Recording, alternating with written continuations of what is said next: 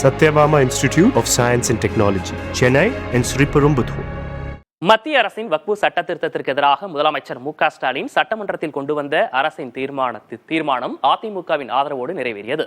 தீர்மானத்தின் போது சட்டப்பேரவையில் திமுக, பாரதிய ஜனதா இடையே காரசார விவாதம் ஏற்பட்டது.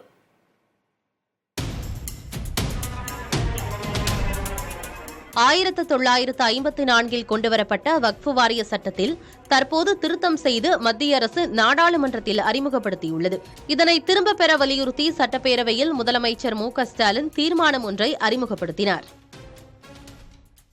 அனைத்து மக்களுக்கும் அவரவர் மதங்களை பின்பற்றுவதற்கு அரசமைப்பு சட்டம் உரிமை வழங்கியிருக்கிறது. அதை பேணி காக்கும் கடமை தேர்ந்தெடுக்கப்பட்ட அரசுகளுக்கு உள்ளது.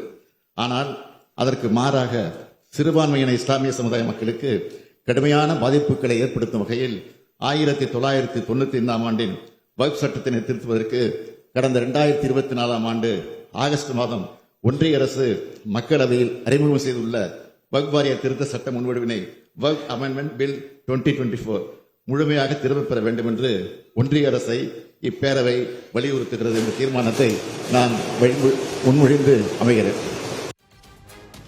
தொடர்ந்து பேசிய புரட்சி பாரதம், தமிழக வாழ்வுரிமை கட்சி, மனிதநேய மக்கள் கட்சி, மதிமுக, விடுதலை சிறுத்தைகள், சிபிஎம், சிபிஐ, பாமக, காங்கிரஸ் உள்ளிட்ட கட்சிகளின் உறுப்பினர்கள் முதலமைச்சர் கொண்டு வந்த தீர்மானத்திற்கு ஆதரவு தெரிவித்தனர்.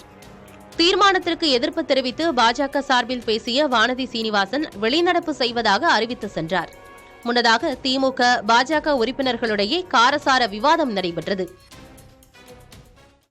ஒரு மதத்தினுடைய அடையாளமாக கருதப்படுகிற ஒரு வாரியத்திலே இன்னொரு மதத்தைச் சேர்ந்தவரை அங்கே கொண்டு வந்து புகுத்துவது எந்த விதத்திலே நியாயமாக ஆகும் என்பதை அவர் உணர்ந்து கொண்டாக வேண்டும். இதுவரை இஸ்லாமியர்களுக்கு மட்டுமே சொந்தமாக இருந்த வக்ஃப் வாரியத்திலே 2 பேரை வெளிமதத்தைச் சேர்ந்தவர்களை கொண்டு வந்து போடுவது என்பது ஒரு மத அரசியலிலே நாம் குறுக்கிடுவதை போன்ற ஒரு செயலாக அமைந்து விடுகிறது.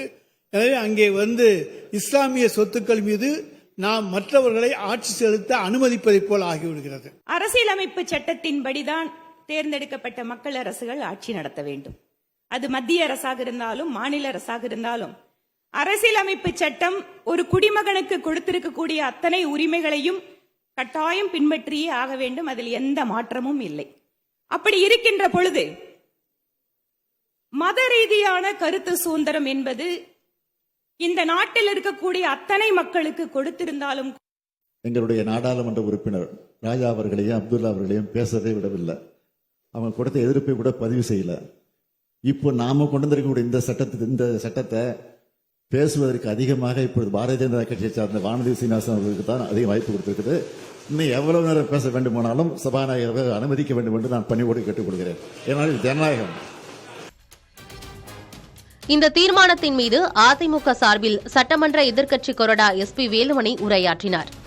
மத்திய அரசு அறிமுகப்படுத்தியுள்ள வக்ஃபு வாரிய சட்டத்திருத்த மசோதா இஸ்லாமியர்களின் உரிமைகள் பலவற்றை பறிப்பதாக உள்ளதாக அவர் குறிப்பிட்டார். இந்த சட்டத்தின் திருத்தத்தின் சரத்துகளுக்கு சிறுபான்மை மக்களுக்கு எதிராக உள்ளது என்றும் இஸ்லாமிய மக்கள் அச்சம் நியாயமானது. எனவே இன்று தமிழக சட்டப்பேரவையில் தாக்கல் செய்துள்ள மத்திய அரசு சிறுபான்மை மக்களின் உணர்வுகளை மதித்து நாடாளுமன்றத்தில் தாக்கல் செய்யப்பட்ட வக்ஃப் வாரிய சட்ட திருத்த மசோதாவை கைவிட வேண்டும் என வலியுறுத்தி மாண்புமிகு முதலமைச்சர் அவர்கள் கொண்டு வந்த தீர்மானத்தை அனைத்து இந்திய அண்ணா திராவிட முன்னேற்ற கழகம் சார்பில் ஆதரிக்கிறேன். இறுதியில் பேசிய முதலமைச்சர் மு.க. ஸ்டாலின் தீர்மானத்தை எதிர்த்து வெளிநடப்பு செய்த பாஜகவை தவிர்த்து அனைத்து கட்சியினருக்கும் நன்றி தெரிவிப்பதாக கூறினார். முதலமைச்சருடைய விளக்கத்தின் தொடர்ச்சியாக குரல் வாக்கெடுப்பின் மூலம் அரசின் தீர்மானம் நிறைவேறியது. மாண்புமிகு முதலமைச்சர் அவர்களின் தீர்மானம் பேரவையின் முடிவுக்கு விடப்படுகிறது. ஏற்போர் ஆமன்க, மறுப்போர் இல்லை என்க. மறுப்போரே இல்லை என்று கருதுகிறேன். மறுப்போரே இல்லை. தீர்மானம் ஒருமனதாக நிறைவேறியது. புதிய தலைமுறைக்காக செய்தியாளர்கள் ரமேஷ் மற்றும் Stalin. Satyabama Institute of Science and Technology, Chennai and Sriperumbudur.